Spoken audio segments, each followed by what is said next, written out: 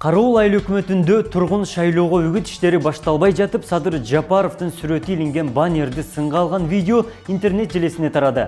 Бул боюнча Садыр Жапаров БШК мүчөлөрүнөн жана укук коргоо органдарынан текшерип чыгууну өтүндү. Себеби биздин штаб эч нерсе баштай элек дейт. Урматтуу укук коргоо органдары жана БШК мүчөлөрү, текшерип чыгышыңыздарды өтүнөм. Биздин штаб эч нерсе баштай элек, балким провокация кылалы деп биздин каршылаштар атайын иле салгандыр болушу мүмкүн. Балким жергиликтүү бийлик мурдагыдай эле жакшы көрүнөйүн деп билип коюшу мүмкүн. Кандай болгон күндө да күнөөлүүлөр жазасын алыш керек. Менин негизги оппонентимдин адамдары тараптан жасалып жаткан провокация деп ойлойм. Кудайга койдум, башка сөзүм жок деп айтылат маалыматта. Урматтуу тиешелүү органдар жана БШК мүчөлөрү. Бул жер чоң трасса, Бишкекке кетчү трасса. Эми караңыздар. Бүгүн 18 ноябрь 2020 жыл. Эми мынан караңыздар. Эмнеден көрүп атабыз? Таза коом, карызы жок Кыргызстан. Кароол коому жана Кароол айыл өкмөтүнүн так маңдайында ушундай жарыя илинип турат. Буну кандай деп ойлойбуз? БШК эмнени карап отурабыз?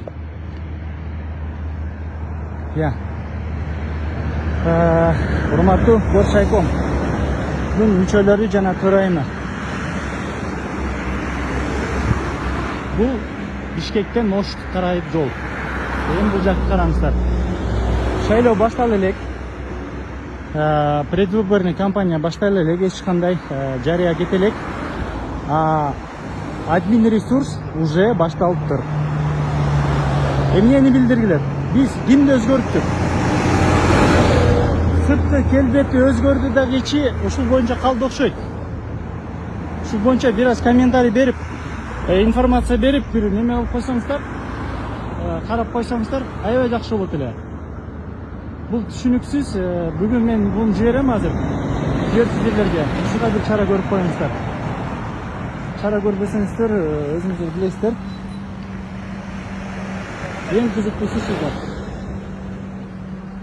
Ошондуктан баарыңыздарды көңүлүңүздөрдү бурам. Кароол айыл өкмөтү, Өзгөн району. Россиянын Владивосток шаарынын тургуну уунасындагы карды тазалоого чыккан. Бир аз убакыттан кийин үйдүн чатырынан уунасына бетон плитасы кулап түшөт. Натыйжада Кудай сактап адам кереметтүү жол менен аман калды. Орусиянын жергиликтүү басылмалары видео тасманы жарыялады.